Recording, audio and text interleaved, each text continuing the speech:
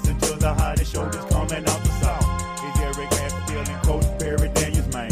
They're gonna sit you down and tell you all about the game and make it plain. 96.9 FM, that's the station. To hear the best sports talk show in the nation. Without hesitation, you should get with this and get your popcorn ready. Boy, you better not miss Louisiana All-American Sports Show. Louisiana All-American Sports Show. Louisiana All-American Sports Show. Louisiana. Joker Bay. Check us out. Hey, welcome to another Louisiana All-American Sports Show. Today is December 7th. Make sure you get out there if you're in the Baton Rouge area. Make sure you get out there and exercise your right to vote. We have a mayor runoff today. It's the final day to vote. So make sure you get out there. If you haven't gotten to the polls, please exercise your right to vote and get out there and vote. All right. I guarantee you guys, it is very cool out. I am your host live in the studio, Mission Control, Lindell Mitchell, and we got a guy live from the crib. Just so fresh, so clean. Good morning, Baton Rouge. Can the audience hear? Can y'all hear me? Eric, I think you're muted or something's going on. Okay. Let me try something else. No, that's me. Okay, good. I'm glad it wasn't like I'm looking. I see little green dots moving every time I talk. I'm like on the microphone. I'm like, what the heck's going on? Anyway, good morning, Baton Rouge. I'm still just so fresh, so clean. Listen, like I gotta echo what Dell said. Get your behinds out there and vote. Listen, there is no. First of all, I know it's a little cool outside, but it ain't snowing. There's no ice on the road. And I'm gonna tell you something. Here's the other thing too. If you look at your polling place, you're not gonna wait that long, which means there's not a lot of people out there voting, which means your vote counts even more because other folks are out there. Get out and vote is very important. It's your civic duty. It's the only way that we have a better society is everybody contributes and everybody makes their voice heard. So please be part of the Louisiana All-American Sports responsible audience, a community audience, and get out and vote today, folks. Speaking of community, well, we had some events that for the high school football community last night, to say the least. Yeah, man, let's get it right into it, man. Let Josh kick us off.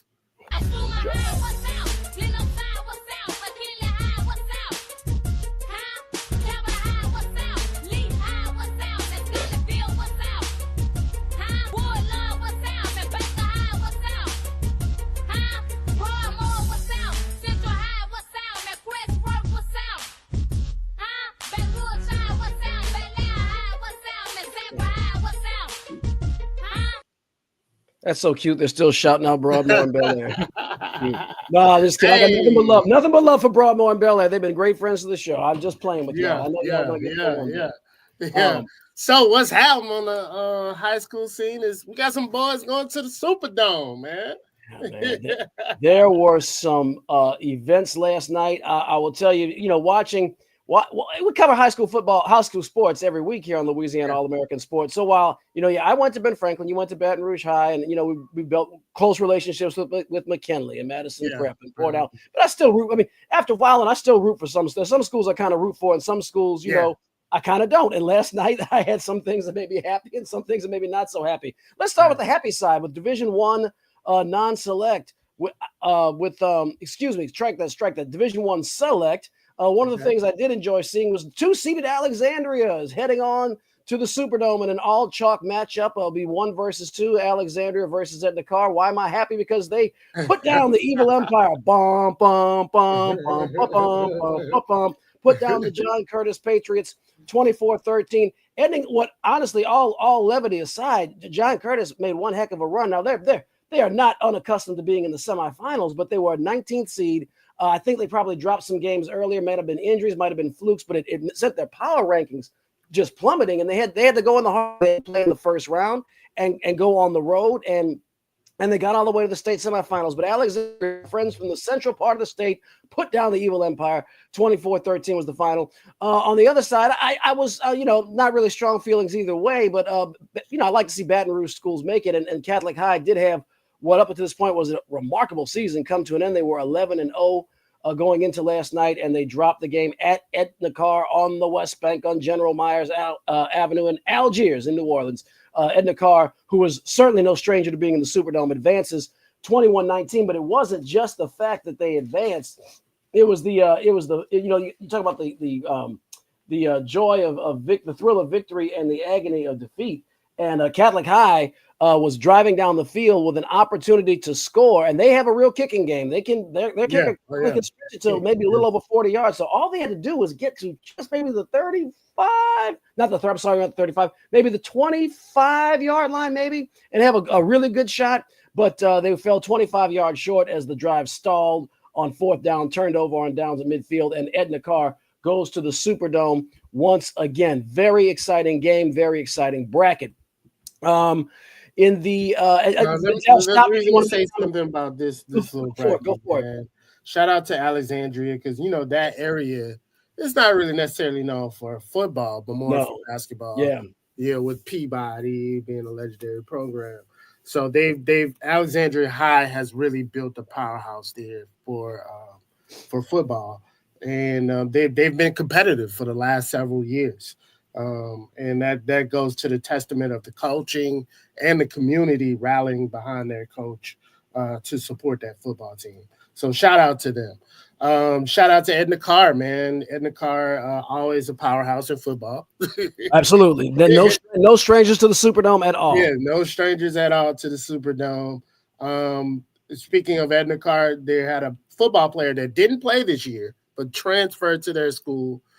He made an announcement on Thursday of what school he will be attending for college. And I'm talking about the number one player, Jakeem Thanos Stewart. That's what they call him, because he's so big, man, and he's just massive off the defensive line. So you would think, he's in New Orleans. You think he'll go to LSU. Right. It was one of the choices, but he decided to attend and take his talents to the West Coast, to USC, and he'll be playing football for the Trojans. I'll tell you what happened. He watched USC kick LSU's butt in the first week of the season. He said, okay, I'm not going there. Shoot, you up at Ogeron. What time you want me going, and what door you want me going? Yeah, man. I think we lost two players on the games that we lost. We lost the number one guy. He's Jakeem Stewart. If you don't know, he's the number one player in the country. He's the number one player for a class of 2000. I'm sorry. He's number one player in the state. For 2025. I'm not sure. He's in top 10 in the country as well. Right. But so we lost him off of against the team that we lost, USC, and then we lost we didn't lose the other guy. The other guy, his visit was to Alabama game. Right. Right. Yeah. He saw exactly. His visit was to the Alabama game. He saw what was going on. He watched Jalen Milroe run for 74 yards for a touchdown. Watched LSU do nothing. Watched people stand around, shocked and amazed, stunned and appalled. And and then of course, he had to get his Ed Ogeron on as well. When he heard about that, he was like, yeah. So, he's like, I'm not going there. So Brian Kelly. Oh, we'll get to that later. I didn't want. We'll get to that. All right, man, go ahead. Yeah. So I think my coffee's just kicking in this morning. I'm bouncing all over the place. All right. So look on the other side.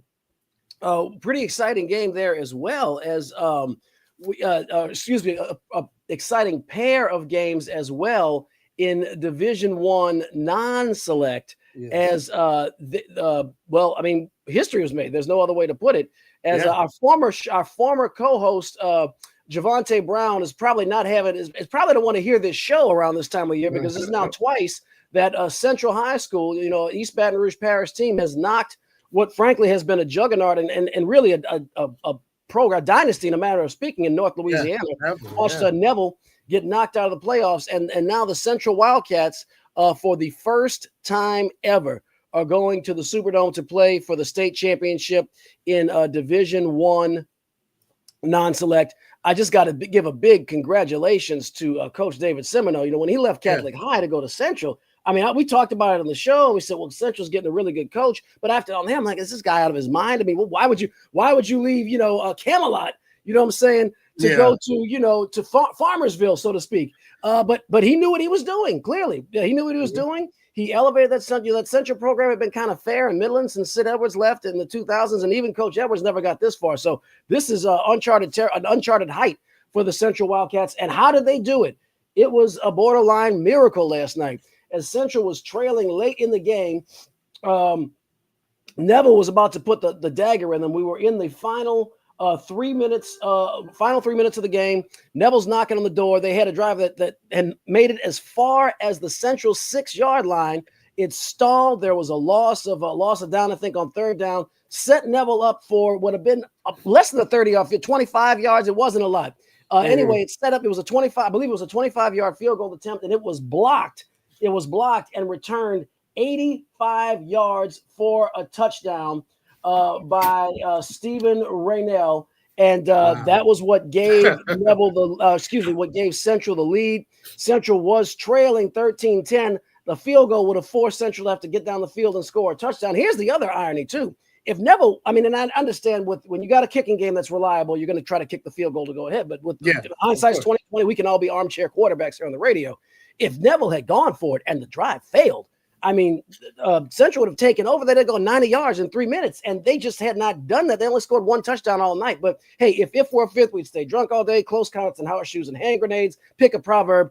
Central is advancing to their first ever state championship game, and we are joined from our nation's capital, from the DMV, by Coach Perry Daniels. Where you at, Coach?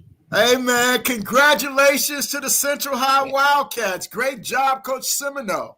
It's incredible. You brought it up on the show when he left. We talked about it a little bit. And I was just right before you joined. I was like, when he took that job, I remember after going off the air thinking, this guy nuts. You go from Catholic to Central, but he knew what he was doing. Yeah. Clearly, he knew what he was doing. Some people are just built to start programs from the ground up, and that's basically what he did.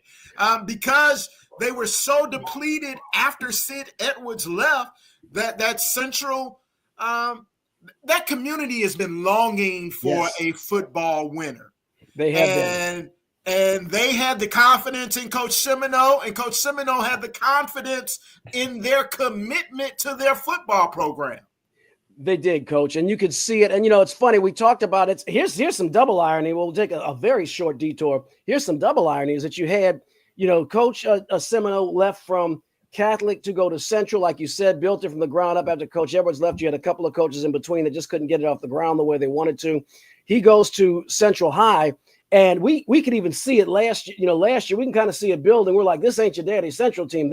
They were making some big boys shake, and they got some wins they weren't expecting, and they knocked Neville out last year, which is what we talked about at the top of this little segment. And now they knocked Neville out again. Here's the irony: is that the former coach at Central went to Estruma, another school that, the school was closed a few years ago, came back in 2019, and he built, something from nothing and got them as far as the state quarterfinals, which we brought to you last week here on WHYR. Anyway, great job by the Central Wildcats. And who will they take on?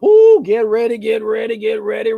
As they got to take on Ruston, no stranger to the Superdome. I think they have their own luxury suites there. I think they have what the travel agents has, the Ready Pass or whatever for Ruston. They already have the New Orleans reservations. They're already looking at logistics and hotel rooms and stuff when Ruston comes down, as they blasted Destrehan, not a slouch in of itself, 44-7. So Ruston, the 3rd seed, knocks out 10 seed Destrehan. They will face 4 seed Central, who knocked off number 1 seed Neville. So I'll turn it over to you guys before hitting the next bracket. Yeah, this is another. Ruston's always there. Destrehan did a great job this year. Great season with them. So congratulations to Destrehan. No slouch by losing to Ruston, man. No. It's just a powerhouse, man. Absolutely. No shame in that. Let's see, Coach, anything on Division I select before I hit on to Division I non-select before I hit on to Division II select? No, let's go. All right, let's crank it up. So in Division II, okay, I opened the non-select bracket, my bad. But we still have some Baton Rouge area news from that. Franklinton, first of all, on the number 1 seed, Franklinton, they kept their chalk going as they defeated Iowa 35-29. Iowa is one of those schools, no strangers to being in the semifinals. They had a great run, but it does come to an end last night.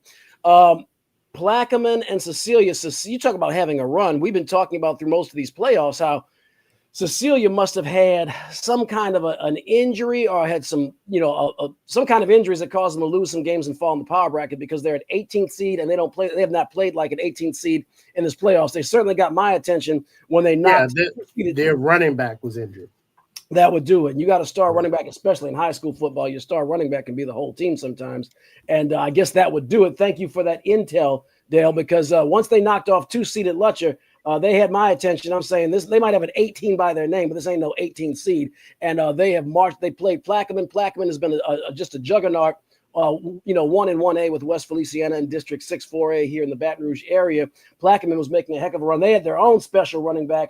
God, I can't remember the kid's name, but this guy was putting up 200, 300 yards, multiple touchdowns every game. And it's a darn shame. I actually read about this in the paper and can't recall, but this game was never close.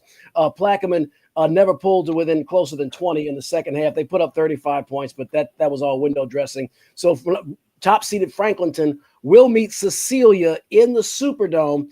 Cecilia, again, 18th seed, but they played every game on the road, did what they had to do to get there. And you know what? When you go the hard way, when you take the hard route like Cecilia took, they have earned their prize going to the Superdome. 4 consecutive road games: Pearl River, Lutcher, North DeSoto, and now Plaquemine, and they are on their way to the Superdome. Fellas? Yeah, man. That's shout remarkable. Out to Plaquemine. Yeah. Oh, go ahead. Shout out to Plaquemine, man. They did a great job this year. They looked really good all year. Cecilia was just a wall, man. They have great defense. They have great running back, great offense. So it's just they just ran into a wall. They did, and it's one of those things, man. We got to see Plaquemine last year, and most of that team was still intact. And what I saw was a team with a lot of really, really, really good athletes. I'm still trying to find that. Was it? Still trying to find that running back's name. That's driving me up. But was it Henderson? Was it? His name wasn't Henderson, was it? I don't think so.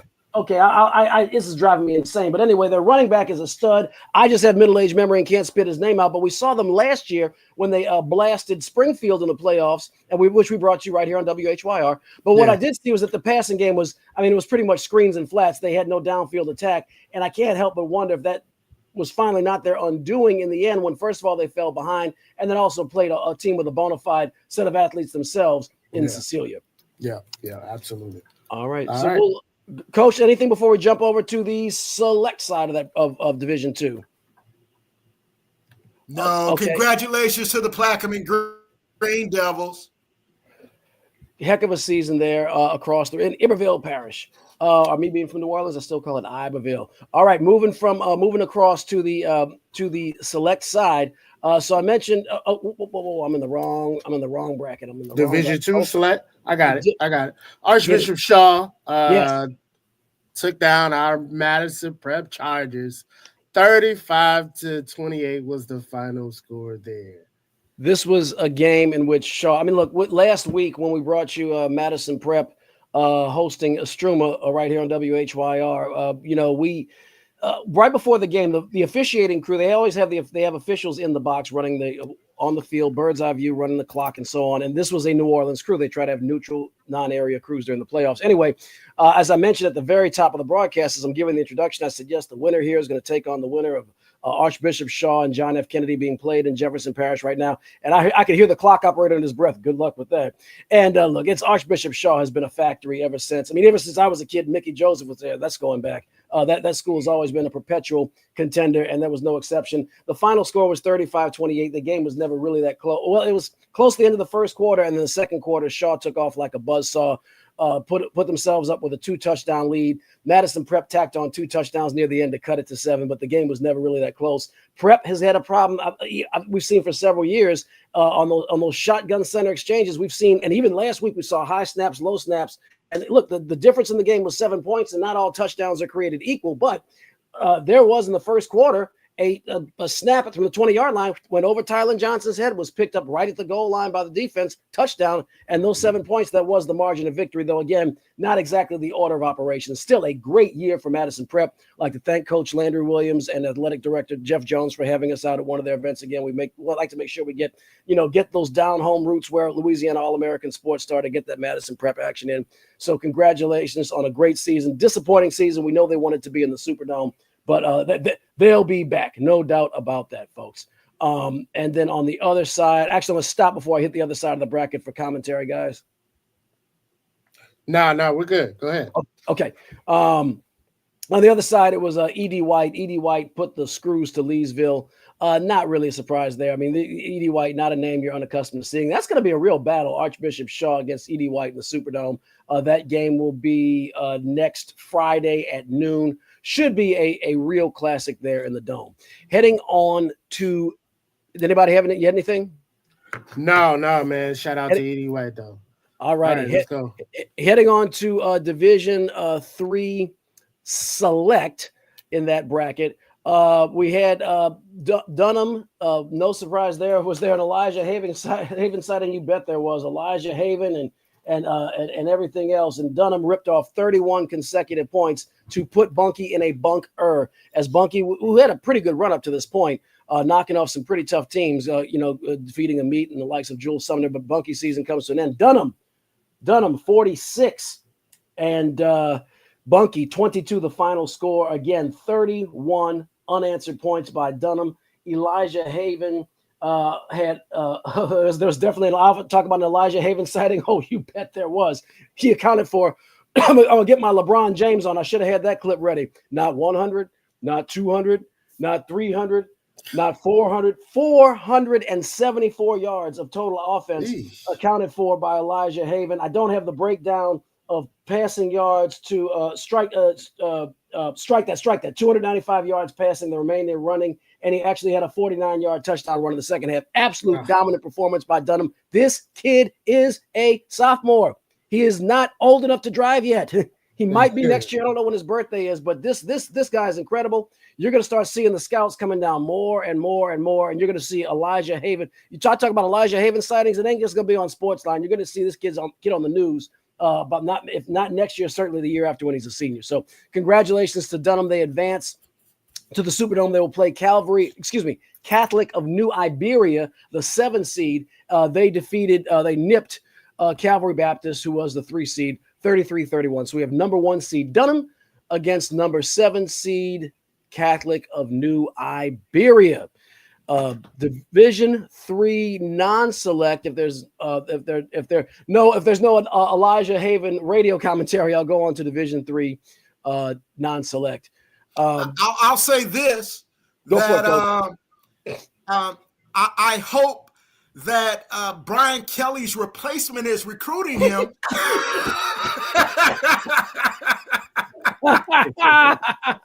Yeah, right before you joined the show, Coach, Lindell and I were talking about what some recruits might be thinking in light of Brian Kelly's performance this year and some of these.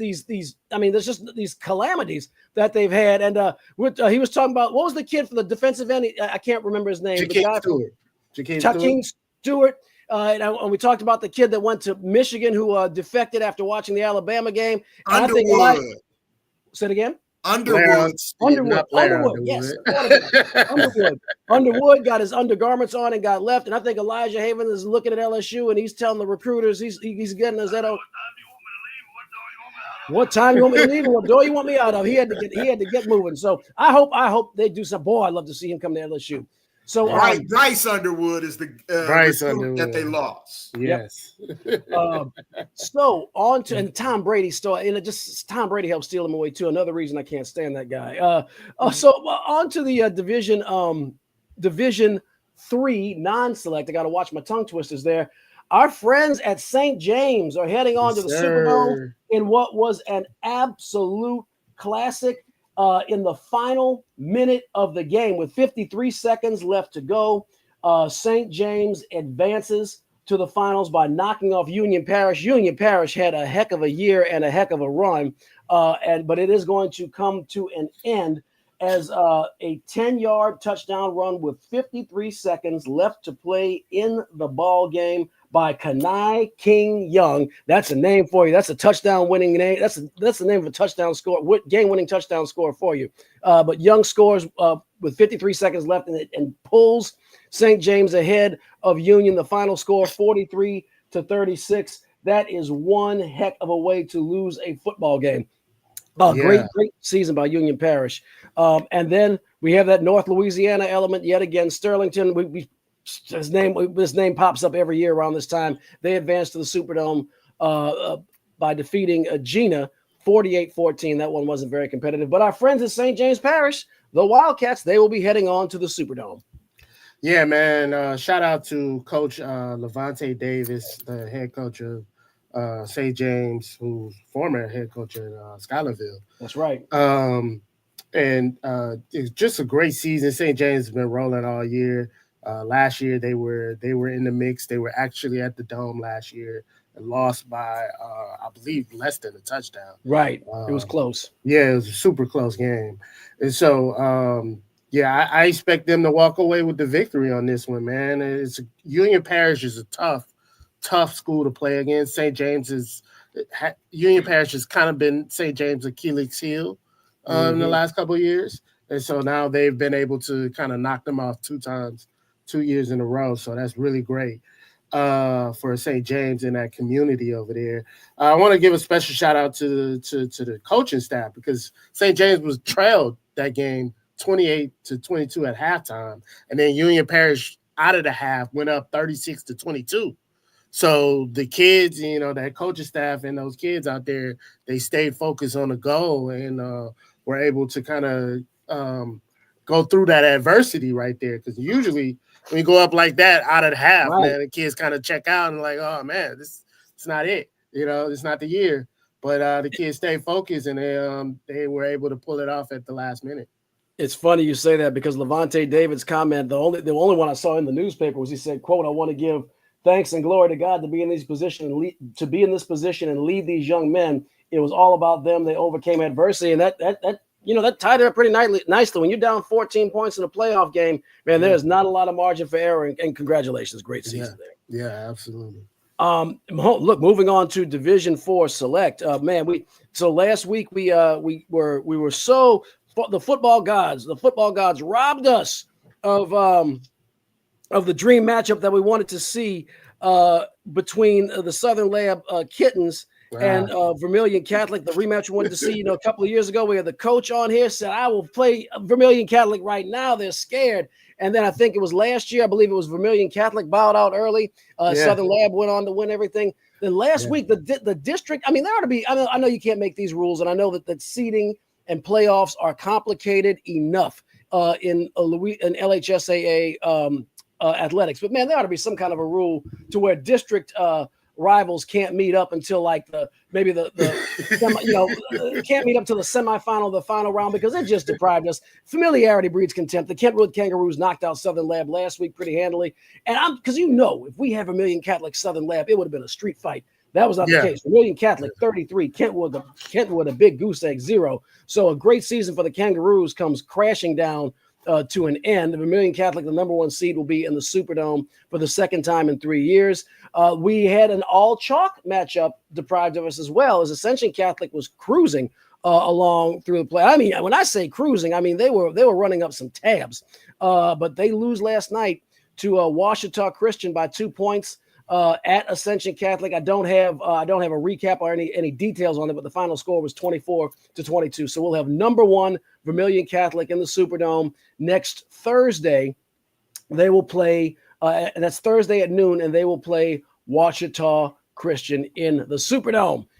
And last but not least, our friends in Division 4 non-select, the little guys in the public schools, the little guys in the little communities that matter, that make high school football work. Haynesville, number 1. Well, another name, recurring theme here, folks. There's some names we're going to see over and over again in these semifinals. Haynesville, number 1 seed. Number 1 seed. They said General Trask had a heck of a run themselves. Now, I couldn't even tell you where General Trash is, but they got my attention when they ran up 64 points in the first round, 38 in the second. They scored well over 150 points in these playoffs, but General Trash was demoted to corporal last night as they fall to Haynesville 52-20. On the other side, South Plaquemines, way out there in the New Orleans metropolitan area, South Plaquemines, they knock off Logansport 20-14. So it's all chalk. Number 1 Haynesville versus number 2 South Plaquemines. So that is our high school wrap up. A lot of exciting action, a lot of dramatic action last night. And I'll tell you, if you get your YouTube ready, get your Cox Sports ready, get your whatever streaming service you want, because the vast majority of these games you will be able to see if you want to see them, and you don't necessarily have to spend it with NFHS. You can find it on YouTube. You have schools that have a lot of schools have their own streaming services. There are places like Louisiana All-American Sports that get there. We'll have it on radio. Just keep your ear to the ground on the internet, on X, on Blue Sky, on Facebook. You will be able to find it if you search the streaming services and not have to pay for it. But this will be some good action next week. I'm excited about it as always. If you can't get excited about this, you can't get excited about high school football. Yeah. You can also check your local channel in the Baton Rouge area, Channel 4, if you have Cox Cable. Yep. That channel does play some of the championship games, so you'll be able to catch something. Sure do. Absolutely. 100%. All right. So let's go ahead, and we have some more positive news as we head on over to the Bluff. Yes, sir. Let's get the band ready.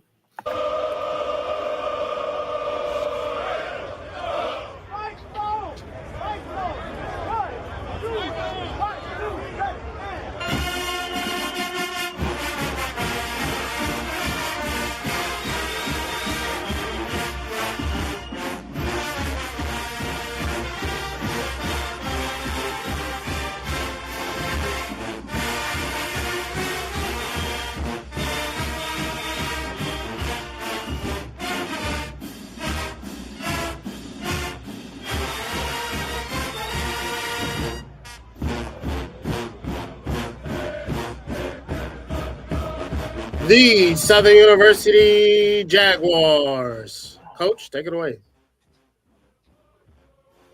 All right. Coach. Coach. Oh, go ahead, Coach. Well, the Jaguars travel up I-55 again today to take on the Jackson State Tigers. This time, the SWAC championship is on the line.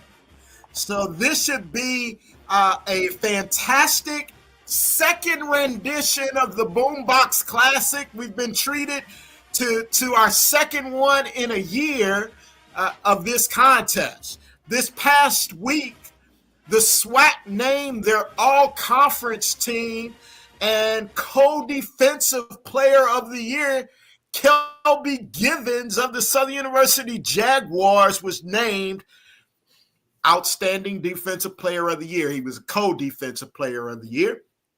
Much deserved. So we want to congratulate. Yes. We want to congratulate that defensive end, Kelby Givens, for the Southern University Jaguars. Also, on the all-SWAC team, let's start with the offense. The quarterback is Daniel Richardson of Florida A&M. The running back is from this Jackson State Tiger football team, Irv Mulligan. And the Jaguars are going to have to focus on him today if they want to be successful in Jackson. Other running back, Donovan Eaglin of Alabama A&M. Offensive lineman, Carson Vincent of Alabama A&M, also made first team all offense for the SWAC. Aurelios Dunn of Alabama State, offensive lineman, all SWAC. DeAndre Towns, Blue of Jackson State, offensive lineman, all SWAC. Charles Davis of Florida A&M. Ashton Grable of Florida A&M. At the wide receiver position, Giovanni Gibson of Arkansas Pine Bluff. Wide receiver, Nathan Rembrandt of Mississippi Valley State. And tight end, Tavarius Griffin of Alcorn State rounds out the last of the first team all offense, first team all SWAC offensive players. On the defensive side of the ball, to go with Kelby Givens is Traquan Thomas of Alabama State. Malachi Bailey, a defensive lineman out of Alcorn State. Joshua Nobles out of Jackson State. Linebacker Andrew Jones out of Grambling. Linebacker Rico Dozier out of Alabama State. Linebacker DeMarcus Cunningham out of Alabama State. Defensive back James Burgess out of Alabama State. Defensive back Amon Scarborough out of Alabama State. Defensive back Kaverick Wiggins Jr. out of Jackson State. And defensive back M.J. Henson out of Texas Southern. All those Alabama State names that are on this list, it's no surprise that they have one of the top defenses in all of FCS football. One of the top defenses in the nation for their level. Special teams, all SWAC. Place kicker, Guillermo Garcia Rodriguez out of Prairie View A&M. Anthony Frederick out of Bethune-Cookman is the punter. The return specialist is Travis Terrell out of Jackson State. The Jaguars are going to have to keep him under control today if they want to win. The long snapper, all SWAC, Avery Salerno out of Jackson State. That is the first team, all offense, all defense, and specialists for the SWAC. Guys, we also had some coaching carousel going around in the SWAC this week. A lot of, not just the SWAC, but in HBCU sports. So we've got a number of coaching changes that will happen in the SWAC and HBCU sports. So let's start off with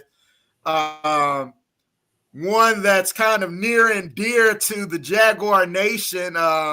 And this kind of caught us by surprise, but Norfolk State has dismissed Dawson Odoms, and he will no longer be the head coach for the Norfolk State Spartans. Connell Maynor for Alabama A&M is no longer the head football coach there. Lee Hall of Delaware State is no longer the head football coach there. Mississippi Valley State replaces, they are looking for a replacement for Kendrick Wade, their former head coach. Prairie View A&M, this is another surprise. This team just won the SWAC West last year, and this year they have decided to move on from Bubba McDowell. Sound familiar, Coach? Win the SWAC West and get dismissed the following year?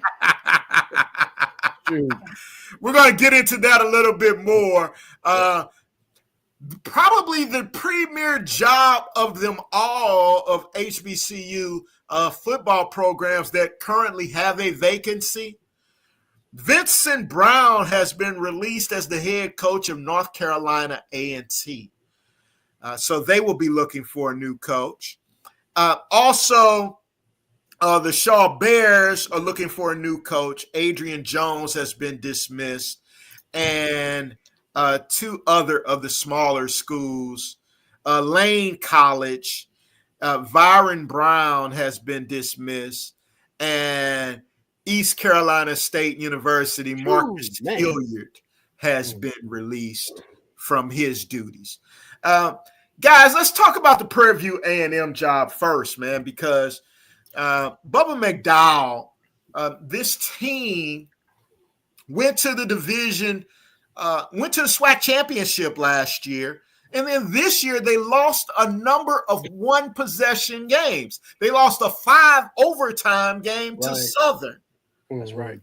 You know, so when I got this news that they have moved on from Bubba McDowell, it didn't make sense. It didn't make sense initially, Eric, until I realized that, you know, Bubba McDowell was never Prairie View's guy. Bubba McDowell was hired by Eric Dooley as his defensive coordinator, or as not even his defense coordinator, his defensive backs coach, because the current Southern University defense coordinator Henry Miller was Eric Dooley's defense coordinator at Prairie View A&M. So anytime you don't have your guy in the position, remember Eric Dooley left Prairie View to come to Southern on his own. They didn't ask him to leave. They hired him to be their head coach, and he left them. Now he's available again. It makes sense that they would go get him. Wow. Sorry, boy, I'm actually speechless. You don't hear that very often on this show, but it's possible. It's I didn't think that was a possibility. When I got up this morning and someone said, "Hey, do you think Eric Dooley's going to go back to Prairie View A&M?" I would have said probably not. Why would you recycle the same code? But when you add all those intricate layers, when you take like in the crime shows with the colored yarn to the different pictures and stuff, it actually does make sense. Because they didn't want Dooley to leave. Dooley was successful there in the first place. He took them to a SWAC championship. Right. And you, as you mentioned, Bubba McDowell wasn't exactly their guy. So that does make sense. And Dooley is chomping at the bit to get back into the head coaching ranks. The way that I've seen SWAC coaches that circuit is small. Of SWAC coaches. It's like the schools are sharing the same, 10, 15 guys in terms of assistants and coaches and stuff like that. It wouldn't surprise me at all, Coach. Would not surprise me one bit. Not at all. Not at all. Now, let's talk Dawson Odoms because he's going to be. I want to chime in on Bubba McDowell thing. Oh, yes, sir. Yeah. So, I think part of it is, the one game that they did not lose by a touchdown, and that was that Texas Southern game, which is very important to Prairie View. Texas Southern defeated them 27-9 early in the year, and also first game of the year. Yeah, and so you kind of start off bad, and then by week 5 they were out of the SWAC championship contendership, so they wasn't even contenders by week 5, and I don't think that's necessarily laying on the coach. It was just kind of bad scheduling. They had to play Texas Southern first game of the year. Then they play Southern, and then they played Grambling, and then they lost to Arkansas Pine Bluff, which ultimately knocked them out of the SWAC West contendership early in the season. And so they were kind of just playing just to play, but they finished strong. Defeating FAMU. So that was a huge win, but then you lose to Alcorn, Alabama State, and you slide out of Mississippi Valley by 1 point. So it was kind of up and down season for Coach Bubba McDowell. So I can understand them wanting to move on and try to get better, improve from that. I get it now. I asked on the press conference when they made this announcement. This announcement came last week before the Monday football press conference. So Monday I had a chance to ask the big coach who stands in for Bubba McDowell, the offensive line coach that we've had on the show before. Yeah. Not a little guy. Right. I asked him, have we crossed a dangerous threshold anytime a division winning coach is released of his duties the following year? Is that where we want? Is that where college athletics has evolved to at this point? I don't think that's a good place for us to be. I know Eric Dooley doesn't think so. Right. Yeah. Right. So I thought there was my bad. I thought there was a soundbite coming up. Totally agree. Dell, you queuing that up? I didn't want to talk over the sound clip. No. Okay, my apologies. It seems like there's a fickleness in college sports, and there's a pressure to win every year, no matter what. And in your mid-major conferences too, the institutions have a lot more leverage. Because let's take here at LSU, we've been making fun of Brian Kelly all year, but he has 61 million reasons to know why he's going to be back next year. They can't afford to let him go because he had that leverage at contract time. As you go to conferences that have smaller student populations, the coaches just don't have that kind of leverage in the contract building, so the athletic administrations can cave. This is just my theory, can cave to short-term pressures like we're seeing here, and let folks go. Now, in the case of Eric Dooley, one might say that Southern came out ahead. When you look at how he was the following year and the lack of discipline and the head scratching ways they were losing football games, maybe I still think it was a little weird. But this here, when you look at the season Prairie View had and you look at this coach's pedigree, it's not good for the stability of the institutions. It's not good for the stability of the conference. And I'm glad Terrence Graves was successful this year and will be back next year, because Terrence Graves is the fourth coach in 5 years that Southern's had. And you cannot, if I'm the next guy, especially if I'm thinking about coming from out of conference, why would I want to go to that institution when there's a coaching carousel, literally a coaching carousel all the time? So, no, I don't think it's good for the stability at all. But, it's one of those things where there's really I often talk about a rising tide lifting all boats with the smaller conferences. But here, it's kind of an every man for himself with those athletic directors and trying to be competitive, because your football program, especially in the South, is kind of like the front porch of your institution in terms of marketing the institution and in terms of the social engagements of the institution, especially in the SWAC and the MEAC. And so there's a lot of short-term pressure to win.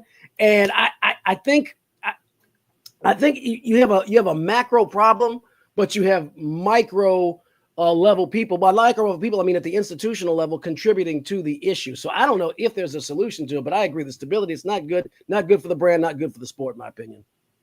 Absolutely. And Dale, let's get the commissioner queued up, because I had a chance to speak with him this past Monday, the SWAC commissioner, Dr. McClelland, and I asked him a couple of questions. One of the questions I asked him about, Dale, was about officiating in the SWAC this year. So that was interesting. And I had the opportunity to ask him, are there any conversations about the SWAC getting rid of the division format that they currently have, which the SEC got rid of as of this year? So if we can get that queued up. Yeah, are we ready? Let's play it. Good morning.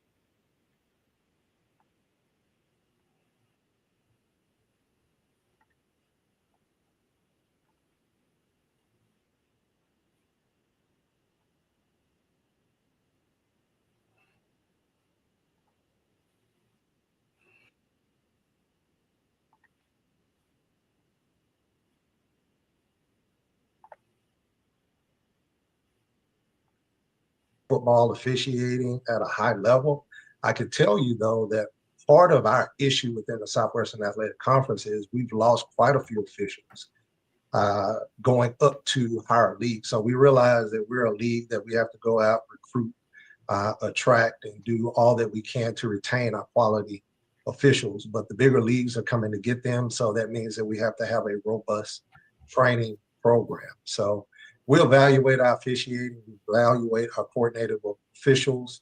Obviously, we have a officiating committee within the SWAs and the ADs that will take a look at it in postseason, and then we'll make those adjustments from there. But we always strive to have adjustments in our officiating and to provide the highest quality of officiating that we possibly can. Thank you. All right, guys. So I have myself Absolutely. muted. So Go ahead, Coach. for those that may not be aware, what sparked that question was Coach Mickey Joseph's comments in a press conference earlier in the season where he complained about the referees. And he isn't the only one. A number of SWAC fans have commented about the referees.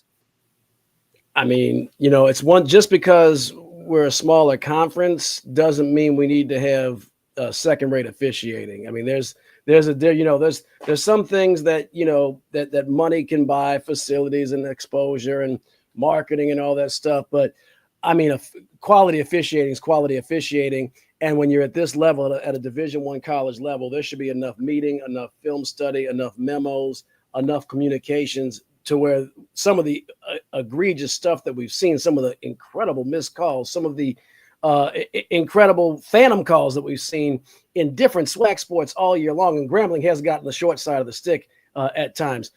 It's not good for the brand, and this is something that's fixable. You don't need to throw a lot of money to fix this problem. I think it starts with the people, and I think it starts with communication first and foremost. And I think that is a correctable problem. And fortunately, the fans are noticing and speaking up. I'll get on some of these YouTube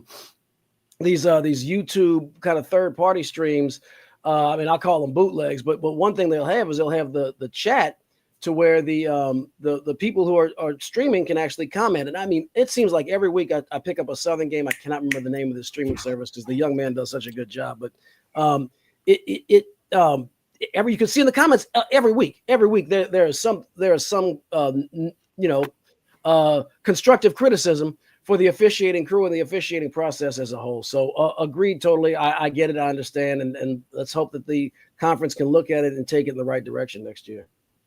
Yeah, and man. Go ahead, Dale. Yeah, actually going to some of these games and looking at them like live it is a little bit frustrating, but I think this starts with training. It's the answer is not always to replace people. Yes, I agree. We can do a better job in the SWAC and making sure that officials are trained better to look at things, that we are reviewing the tape, and that they're being able to be at a place to sit down and watch themselves in games and figure out, okay, how can they improve from week to week. So we don't have to necessarily replace everybody. I think we just got to start doing better at making sure that the officials understand that the standard of officiating is at a higher level here, and that that we're going to make sure and kind of make a place for you to learn, to improve and get better. So I think it starts with the training. Absolutely. And the commissioner spoke to that, right? They must have a robust training program, is what he stated. So he gets it, Dale, and I think he's on the same page that you are. But it's just like everything else, right? If a SWAC official is making $250 a game and he's really good, then the Big Ten or the SEC is going to come pick him up and offer him $750 a game. Right. Mm-hmm. Yeah. That's how therein lies the problem. Yeah. And you're right. I mentioned money a minute ago, and that is a money issue. But I'm with Dell. I think it's not so much a replace the people issue as much as it is a training and communication issue. I think that's a very fixable problem, money or not. I really do. No doubt about it. So, guys, this football game today, let's get Coach Graves ready on the soundbite because, I had a chance to ask him about taking his team back to Jackson to play this game this week. And his comments were as follows. I'm doing well, Coach. How are you? I'm doing great. Thank you. Coach, these guys have totally dominated the conference. Coach CJ's coach T.C. Taylor has been named the coach of the year in the conference. Irv Mulligan, Travis Terrell. What is the message to your team? On top of all that, you've got to play the first half without Herman Brister III. Mm-hmm. So what is the message to the team going into Jackson this week? The message is always the same. We got to prepare. We got to be ready to go, and we got to start fast and finish strong. Regardless of the situation, regardless of who's out, who's playing, who's not playing. That's why it's next man up. That's why you got to have guys prepared and ready to go to play. Congratulations again to Coach T.C. Taylor for being Coach of the Year. Congratulations to all of his players who earned and were awarded all conference accolades. And we got to play football. We got to play the game on the field. It's not those things are great and nice, but at the end of the day, we got to play football and we got to be ready to go. So it's nothing that I'm going to say that's going to, something that's going to be so dynamic to where, that's going to get them. We got to do what we're capable of doing.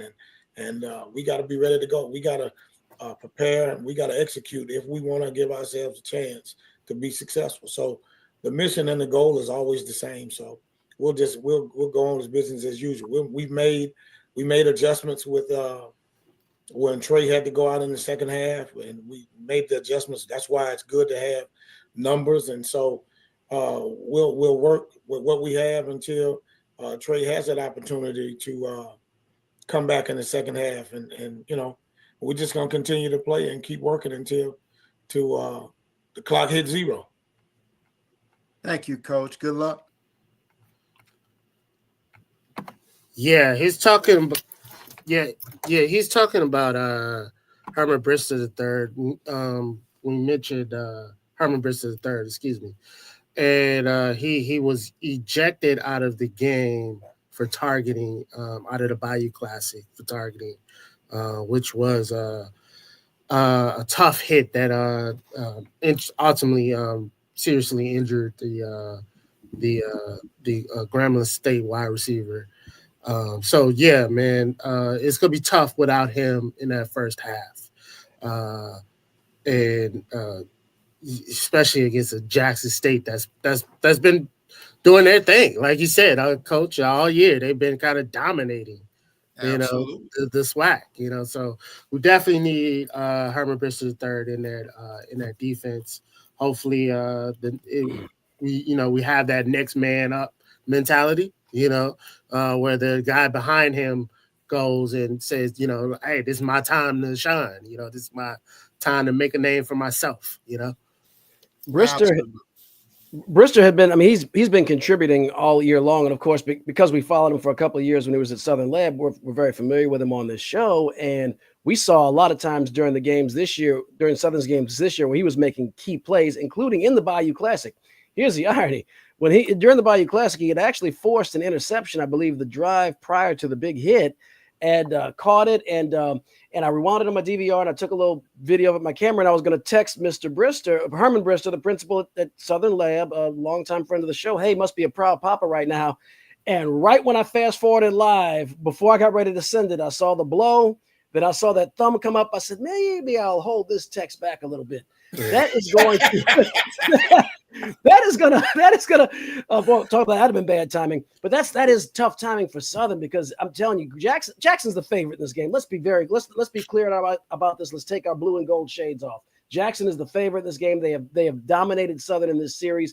Obviously, going back to the primetime days, but even the post-prime games.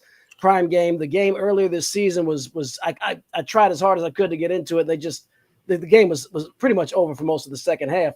Even Jim Kleinpeter, who seems to always has on rose-colored glasses when he writes about Southern, picked Jackson State to win this by 10. I don't think I've seen him pick Southern lose by 10 all year.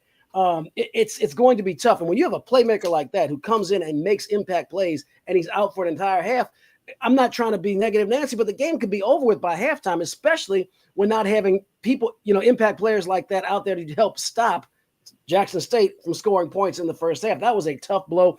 It was fully justified. If you saw the hit, I'm a lawyer. I don't think I could argue his way out of that. I'd have to plead with the referees. But it's going to be that's a tough break for the Jaguars, to say the least. Absolutely. You're absolutely right, Eric.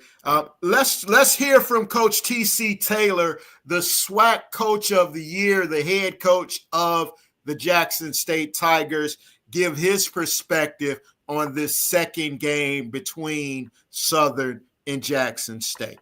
Coach T.C. Taylor. Against Southern. Yeah, it's always good to get that bye week, coming off a physical game, that last football game against Alcorn, players get home, see some family, enjoy Thanksgiving, but we were able to get some good work in, prior to those days, giving those our players that time off. So it was good. You get ahead a little bit on scouting some teams and recruiting as well. So it was good for our coaches and our players. Big game this week. Big game this week is postseason football. Coach Graves is doing a heck of a job with that Southern team. They've grown since we played them earlier in the season. They got a lot of questions answered, and they playing at a high level. Kelby Givens is a great football player on the defensive side of the ball. Their defense is playing at a high level. They're running the ball well. So it's going to be a great football game here in the city of Jackson. I look forward to hosting a SWAC championship here in the city, and we're very excited about it. Our players are up for the challenge, and this is something that we plan for all year, to give ourselves a chance to opportunity to play for a SWAC championship and potentially a Celebration Bowl berth. So we're looking forward to it and excited about it, and looking forward to this weekend. Appreciate those opening comments, Coach, and congrats. Yeah. This is gonna be a big game, man. Huge game, and I know that the trend around the country is to move away from the division format, as I asked the commissioner. Yeah. But with this current format, last year, Jackson State took in $1.5 million for their school for this one game. Wow. Ooh, that's some real money in a school. That's real money to any school, That's especially real a school money. that size. Yeah. That's a chunky athletic budget for the year for all sports. Right. Absolutely. Golly. So Southern and Eric, he also mentioned that the commissioner, before he took over as the commissioner, they were about to get rid of the SWAC championship game because it was at a neutral site and it was costing the conference a whole bunch of money. Eric, you remember us going to Houston to cover a SWAC championship? Coach, it popped up on my Facebook memories this morning. It was 11 years ago. It popped up on my Facebook memories. Well, a certain circuit we were practicing. We'll share that on Twitter. Just look up Louisiana All-American Sports on Twitter and at one of us. I'll share the story with you. We won't do it on the air. But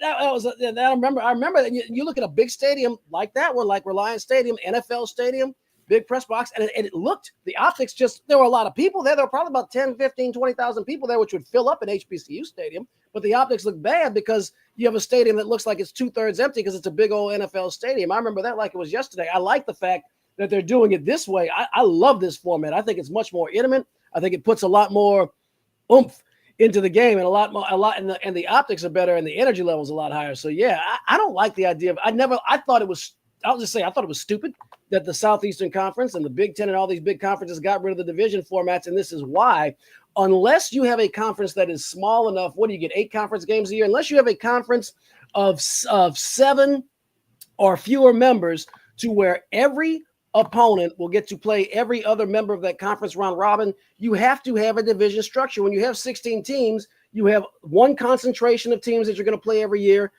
Schools on the other side have a concentration they're going to play every year. And the two teams that do the best within those concentration, they're called divisions, they meet each other for a championship. That makes sense. You have 2 teams playing today in the SEC championship, Texas and Georgia. I mean, it's possible that they would it is possible that these 2 schools could have already played each other earlier in the regular season. That wasn't the case here, but could have played each other earlier in the regular season. And then and you're just getting a rubber. You're not even getting a rubber match. You're just getting a second matchup. I think it's silly. I don't like it. I like what the SWAC is doing. I don't like any of these big conferences splitting up the divisions unless you can guarantee everybody gets to play everybody. Otherwise, there's some teams in the division you'll never get to play that the opponent in the game will have played. It's an unbalanced schedule. I don't like it. I like what they're doing here, and I like the SWAC championship game that we have, and I like the format too. I like you said, that you're going to have that many people and that much money poured into the game at Jackson State. Directly to the school. The conference gets none of that money. It's all goes directly to the hosting school. Love it. That gives you some motivation to play well too. Get the number one seed. Yeah. Hey, this is Louisiana All-American Sports right here on 96.9 FM WHYR LP Baton Rouge Community Radio. Hey guys, before we go across town, man, I've got one last sound bite I'd like to play. Just so happened that I ran into the athletic director, Ashley Robinson, at the SWAC basketball media day in Atlanta.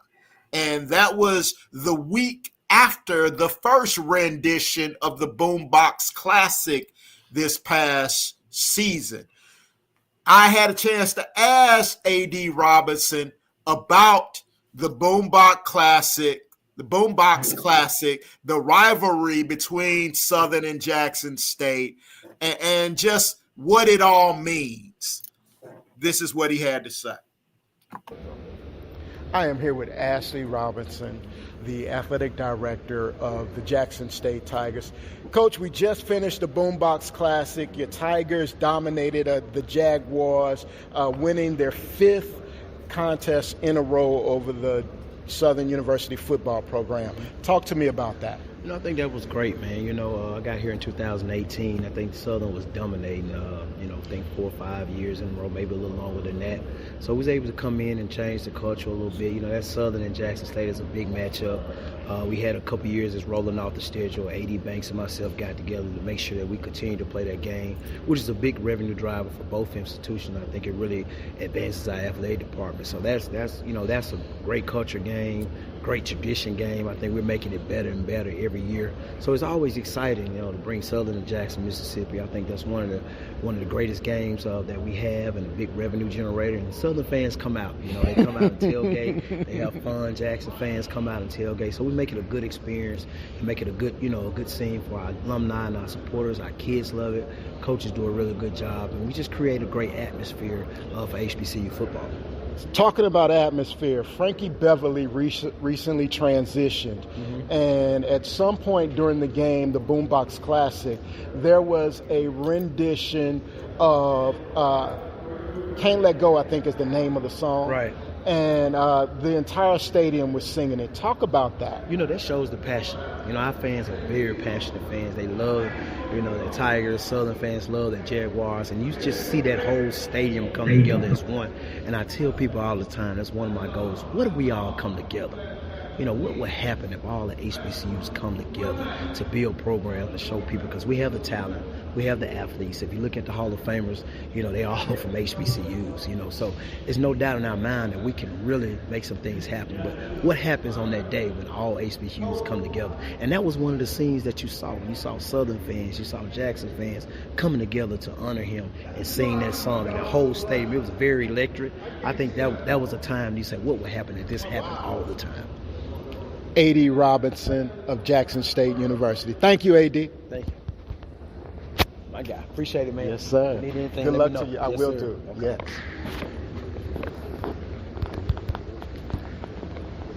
That's it. Yeah. Right. Yeah, guys. That's the guy that hired Coach Prime. Yeah, for sure. All right, man. Well, let's pick the game. Okay. So no, I hate to be negative, Nancy. I mean, I don't know if this video is going to be posted. I know it's on YouTube actually. Y'all can see I got the Southern gear on. I'm a fan. I'm down with the cause, but we're not today. We're not going to the Celebration Bowl this year. A couple of problems the Southern's going to have.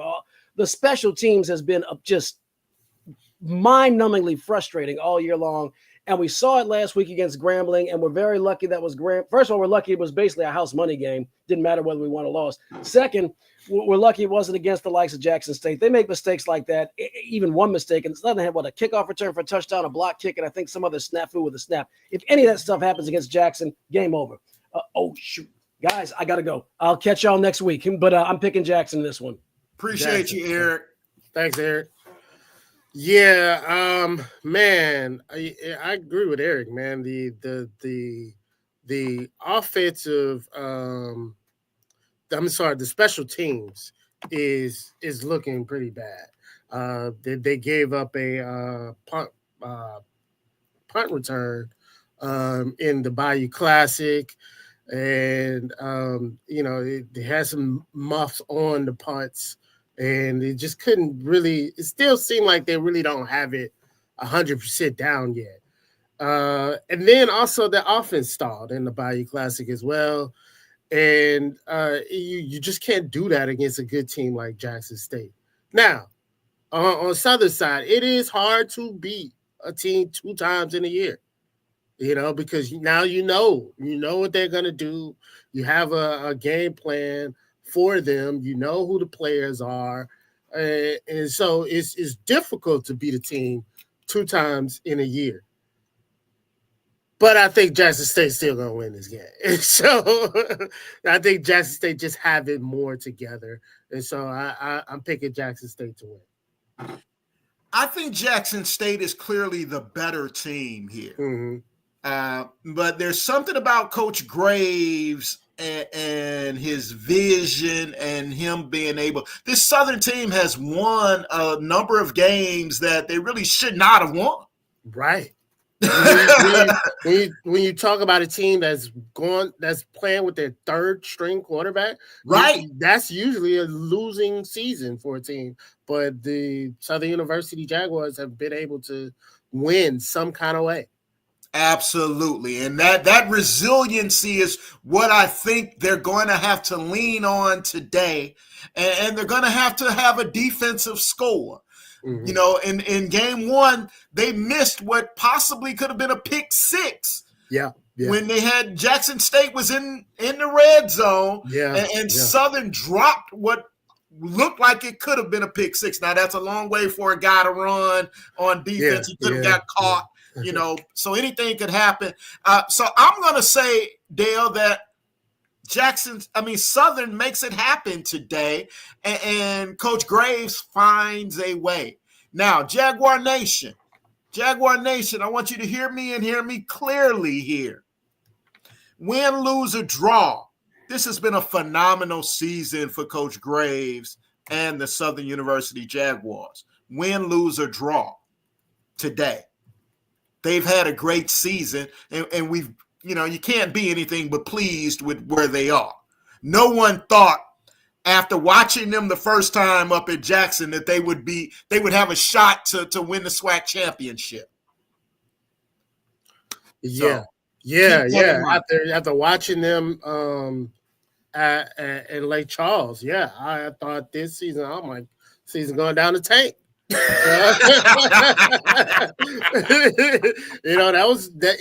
Even though McNeese is a program outside of the SWAC, that was a winnable game for Southern. It was. And they really should have won that game by several touchdowns. Absolutely. So seeing that and seeing just the way they played, the offense stalling, the defense being on the field for so long, the special teams messing up twice in the game, on a field goal and then on a punt, and it was just a disaster. And it just seemed like the team was just out of place, and the team was just in disarray. So to see them come in week after week and win, no matter who's the quarterback, they found a way to win. That's right. And they've just been doing, they've just been staying in it, and that's what I love about this team. The resilience of this team is that they don't stop really fighting until the end. And so and he said that in the soundbite, right? They're gonna play till the hit the clock. yeah, man. So it's been an emotional season, and it's been an emotional roller coaster, Jaguar fans. But it's been on the high end, I would say. Absolutely, and this team is poised. This program is poised to go up from here. Go up from absolutely. here. Next year is probably the year that they should really challenge for a national title. Right. Absolutely. All right, man. So let's kick it on to the other side of town, man. Let's do it. Okay. Let's get the 8-ball MJG ready. On the other side of town, moving quickly, rolling swiftly in the hoochie right. Hold on, before we get to LSU, I gotta give a shout out to Orange Mile, the city of Orange Mile. This past week, I saw a news clip that they dedicated. They named 2 streets after 8-ball and MJG. Wow! I was like, that's cool. That is so cool. And the streets cross each other. 8-ball and MJG. Yeah, that's so. That is a testimony, Dale, to being yourself. Being yourself, and people will recognize you for your authenticity. They weren't trying to be anybody else. They are a unique group, and they have been recognized. That's awesome. Yeah, that's pretty cool, man. So shout out to the city of Orange Mile, where in Tennessee, where 8-ball and MJG are from. All right, man. Let's talk about these LSU Tigers, man. No game this week. However, they did finish the season pretty strong. The final record for the season is 8-4. They got a win over Oklahoma, 37-17, which I thought they were going to lose this game after Oklahoma beat Alabama. So I was a little bit afraid that LSU would drop this game. Garrett Nussmeier finished the game with 22-31, 277 yards, 3 touchdowns. Caden Durham finished with 11 rushing attempts and 80 yards rushing. And then the highlight on the receiving end, Chris Hilton Jr., finished the game with 2 receptions, 85 yards, and 2 touchdowns there. Then Kyra Lacey had 3 receptions, 41 yards, and 1 touchdown. So, man, finished the season out pretty strong, but not necessarily strong in the sense of SEC standards. SEC is a tough conference to play in, and the expectations are very high for LSU to win. And 8-4 is probably, not a. Even though I guess in any other terms that would be a good year, but not at LSU. After losing to USC, dropping the game to Alabama, Florida, and there was another loss in there somewhere. Texas A&M. Texas A&M. There you go. Yeah, and so man, it's not a I guess great season for LSU. But however, we will be playing a bowl. We'll see what bowl game that will be. As Eric likes to say, some bowl game sponsored by a fast food joint. So we'll see what that will be. What are your thoughts on this season? It's disappointing, Dale, and not because of the 8-4 record, but 3 of those 4 losses are to conference rival teams that. Florida, that are important to Alabama, be. You can't lose to Florida, Texas A&M, and Georgia and Alabama all in the same season, especially a 2-loss Alabama team. You get a pass against an undefeated Alabama team, but a 2-loss Alabama team in Tiger Stadium, you've got to beat. Yeah, absolutely. That just doesn't happen that often. So I'm disappointed in the product that Brian Kelly has put on the field the past couple of years that he's been there, especially that opening game. I think that he does a horrible job of having the team prepared in game one. Now, what we've seen is that the team over the season develops and looks a lot better by the end of the season than they do in game one. But, 3 years in a row, we've seen a disastrous game one out of this regime. Right. Yeah. We got to get better at that game one. We got to come out strong and make a statement. And, you would think if they win that game against USC, they probably would be ranked a little bit. They would be ranked probably right now because you dropped to Texas A&M, Alabama. Both are still ranked. But Alabama's a 3-loss team and they're ranked 11th. Yeah. So you would think they would. I think you would think that they would probably still be ranked by now. Yes. If they would have won that USC game. So it's we got to win that game, man. It's just no reason to drop that game in the beginning of the year. We got to win that game, especially when it's out of conference, and it's going to usually be a team that's pretty good in another conference. So it just makes a statement not only for us but also for the SEC, to beat an out of conference team, So let's talk a little bit women's basketball before we pick the chip games around the country. Oh, before we pick games, you're right. Yes, let's go. Yeah, man. So LSU had a big win over Stanford. LSU is ranked number 5. They're 10-0. Lady Tigers are 10-0 this year so far. And they've just been rolling, man. They've been rolling through teams, man. This week they had Thursday they had a game against Stanford, who was 7-1 at the time. 94-88 was the final score there. LSU wins. MCAT was what they call MK was what they call her. Michaela Williams, man, she scored 32 points in that game.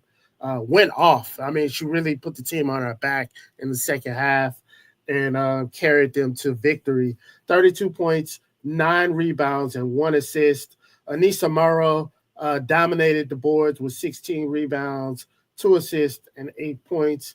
And then that girl, Flajay Johnson, 21 points, 6 assists, and 3 rebounds. Flajay is really taking over this team, man. I love the way she's playing this year. She looks really, really good this year, man. And I think, the absence of Angel Reese has provided more space for her to just attack the basket a lot more. And you could tell she's put the work in the offseason to improve her game. Her game has drastically improved from last year. This team, Dale, is a better skilled team than the national title team. Yeah, I can agree with that. Yep, I agree with that. With the addition of Michaela and Anissa, I definitely agree with that. Yeah. And then Kaylin Gilbert came off the bench with 25 points. So I agree with that. This is a better skilled team than the national title team. So the sky's the limit for these girls, and we'll see where Coach Mulkey has them ending up. But I'm excited about this season. Yeah, me too, man. I'm really excited. Now I think that South Carolina, I don't think we might be able to knock South Carolina off this year. We'll see. Maybe. That's why they play the game. That's why they play the game.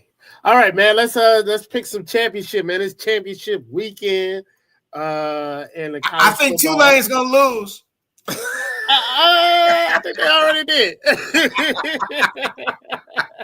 Yeah, Tulane dropped the game yesterday. 35-14. Army defeats Tulane, man. That was a tough one. That was gonna be a tough one, man. Tulane started off the year a little rocky, and then they went on like an 8-game winning streak, and their season comes to a close. But a great year by the Green Wave to bounce back after a slow start. Absolutely. All right, man. Who you got? Iowa State or Arizona State? Man, this Arizona State team seems to be on a mission, kind of like the Jaguars. I'm going to go with Arizona State. Yeah, Arizona State, man, picked it up in the final hour of their season. The game actually has started. Iowa State is up 7-3, but I'm still going to go with Arizona State as well.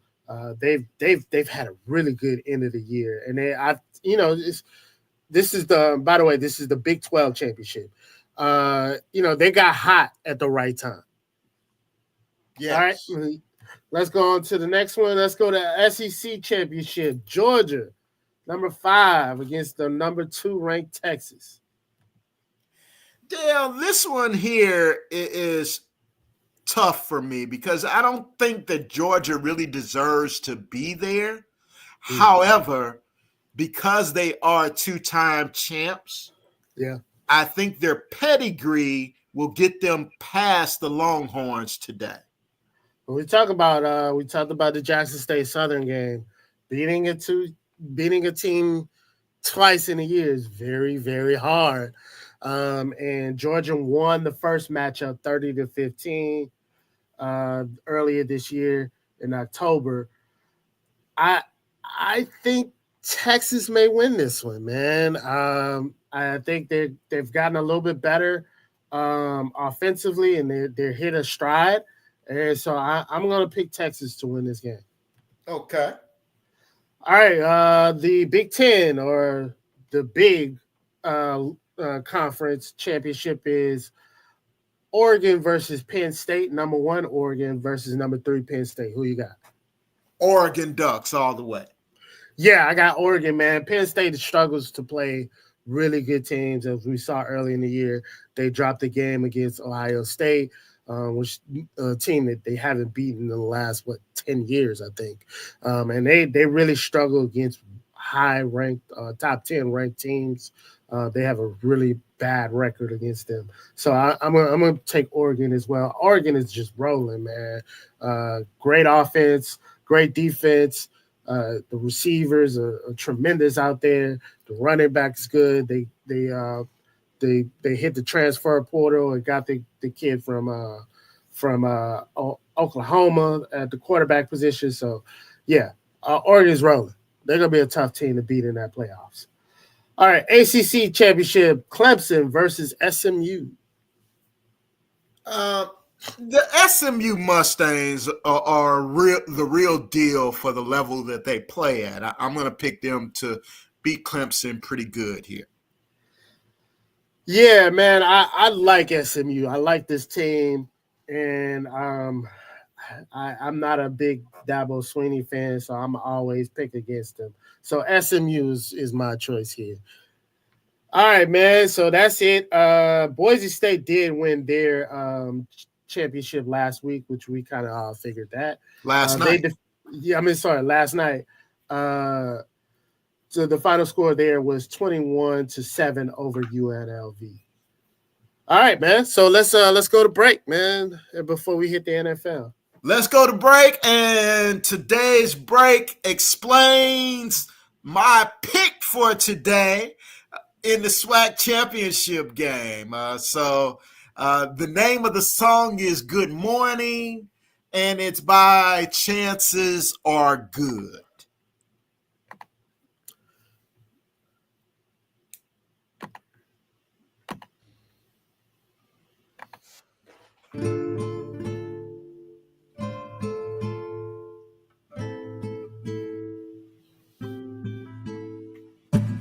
Woke up this morning with a really good feeling. Something magic magical and great's about to happen. This is the day, yeah, that we'll remember forever. Anything is possible, getting better and better, yeah. Feeling strong, feeling healthy and grateful. Sipping coffee, having talks with Creator. Singing praise for the blessings of the universe. Giving love to our beautiful Mother Earth. Dying every night and waking up to rebirth. It's your birthday, what you want to do first? Sip some agua and satisfy your deep thirst. Greet the sun, wondering what I'm really worth. Can this body mind merge with the space and time hurt? That the mold guys are moving our timelines into something that's a bit more harmonious. Right now is a big metamorphosis. Hope and a half metamorphosis. Walking on the planet from the stars and the oceans. So keep your eyes peeled, pineals getting healed. This is time for the secrets get revealed. Woke up this morning with a really good feeling. Something magical and great's about to happen. This is the day that we'll remember forever. Anything is possible, get better and better. Feeling good, feeling love, feeling beautiful. Feeling wind on the back of an eagle. Big spirit guiding us to a people. Standing up strong and tall like a tippy pole. Expecting miracles, magical visuals. Passion, the planet, one family, all equals. Healing waters in the medicine of knowledge. New sunlight with extra wattage. How I love you and all your pretty perfumes. All we want to do is play you some good tunes. That's the best we express our gratitude. And it's intentional, so let it all be possible. That's the ball, y'all. Let the prayer snowball. Till it's all ready, paradigm falls. What goes up always evolves, and evolves involves all your in-laws, all our relatives from minerals to mammoths. We're the planets, plants some plants can't plant it, but it's still gonna happen. That's the satisfaction of attraction. It's lost in the cause and affection, positive reference, powerful reference, and you don't get a break from a second. Magnetic, forever connected. Woke up this morning with a really good feeling. Something magical and great's about to happen. This is the day that we'll remember forever. Anything is possible, get better and better.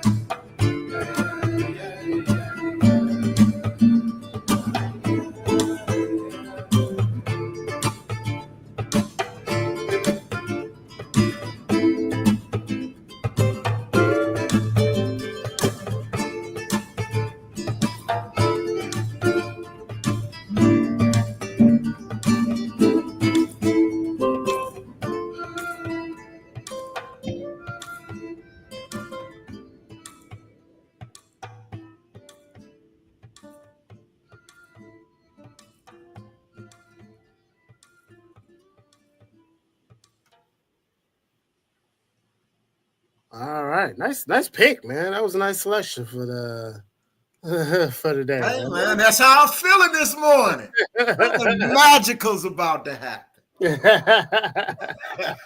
All right, man. Let's go to the NFL.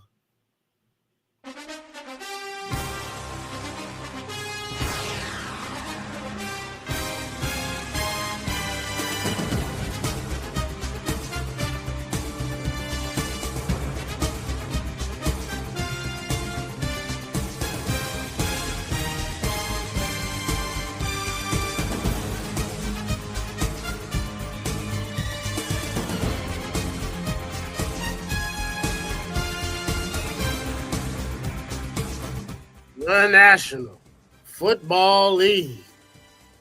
All right, the Saints dropped the game again. The Falcons are our rivals, right?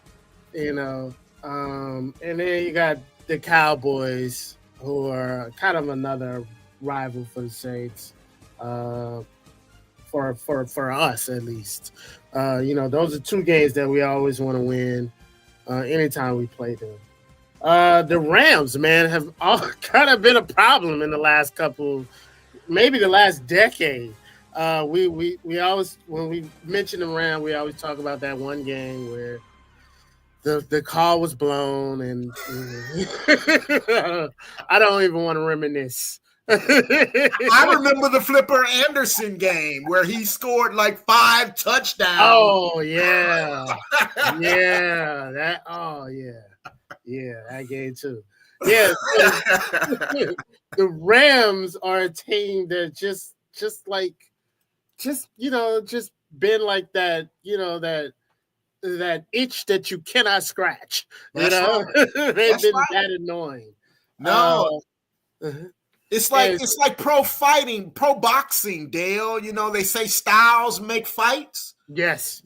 The Rams style of football has always given the Saints problems. Even Right. when they were not good and couldn't beat anybody else, they Yeah. could beat the Saints. They can beat the Saints, man. So last week was no different.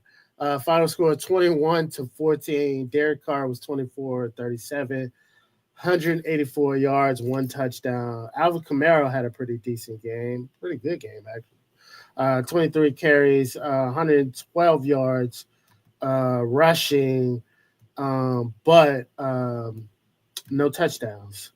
And Taysom Hill, we did have a sighting from him, 5 reception yards, 37 receiving yards, 5 carries and 10 rushing yards from him. Man, it's Valdez Scantling was available to two receptions, 36 yards and 1 touchdown. We talked last week or the week before about the Saints really having to run the table in order to kind of make a playoff run, and that kind of ended today or last Sunday. They're 8-4 now, and 4-8. I'm sorry, 4-8. Excuse me. Yes, 4-8, and third in the NFC South. And I don't think they bounce back from here. They're final. They have another game against the Buccaneers, which is a game they'll probably drop. This is basically a loser season for the Saints, man. From here. Well, Dale, I think they're on the clock. It's like who are they going to pick in the draft? And that's what they're playing for right now. So lose the rest of them as far as I'm concerned. You're not going to make the playoffs. Right. Well, the problem is you're going against teams that they're also on the clock. So it's just like it might be hot potato out there. Here, you take the ball. Here, you take the ball. Because the Giants are definitely trying to get the number 1 pick, so they're not trying to win, which is why they released Daniel Jones and are starting their 3rd string quarterback. Right. Yes. So yes, speaking of the Giants, we do play the Giants tomorrow. That game is an away game, so it'll be in New York. The Giants are 2-10, so I think we do win this game. Because the Giants are just that bad. They just don't have anything right now going for them except for Malik Neighbors, but nobody to really throw in the ball. So the Giants are struggling. So I expect the Saints to win tomorrow, and kind of go through the season. After that, they have the Commanders, which should be probably a loss. Probably a loss. Yeah, and then the Packers, which would probably be a loss. Well, now let me say this though: the Commanders are coming to New Orleans. So if Eric takes Erica. The magic of the twins. The girls. I say. They will win that game against the Commanders. Erica and Elizabeth. Yes. So you got the Packers and then you got the Raiders. Could be a win. They could beat the Raiders. They could beat the Raiders. They could beat the Raiders.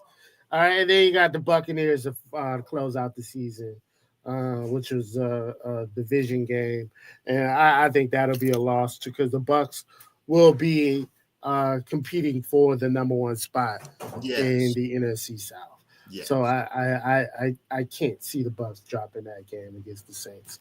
So yeah, man, it's going to be a Let's see where we end up in the draft, man. Let's look forward to the draft, baby. Hey, man, you've got eventually, you know, I know that the Saints may not have as big of a need at the quarterback position as the Giants or some of the other teams around the league, but you want to get high enough in the draft to where if you want to start building a new foundation for your franchise, that you can get one of these extremely talented quarterbacks that are coming out this year. A Shedeur Sanders, a Milroe, one of those type of guys, that a Cam Ward, one of those type of guys that you can build your franchise around. So you're going to need to be in the top 5 in order to have a shot at one of those highly skilled quarterbacks. Did I lose you, Dale? Looks like I'm here by myself. And I guess that'll just give Dale some time to log back in. That means I'm not being heard on the radio, probably. I don't know.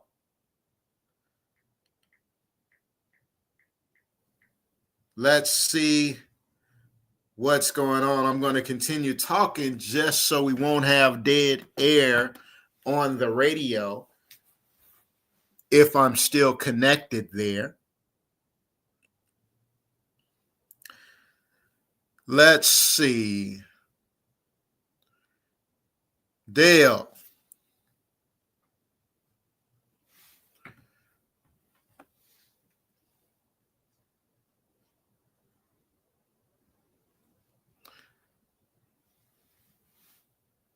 If you're still sticking around, thank you for listening to the Louisiana All-American Sports Show.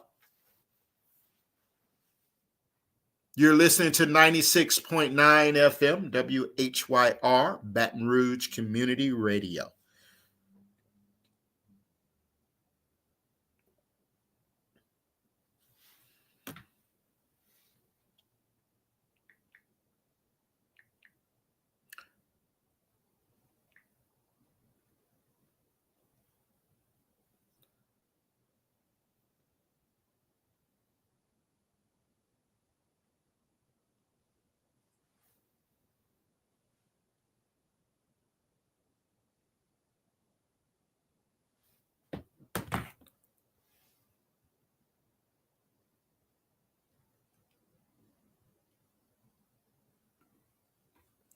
Testing, testing, testing.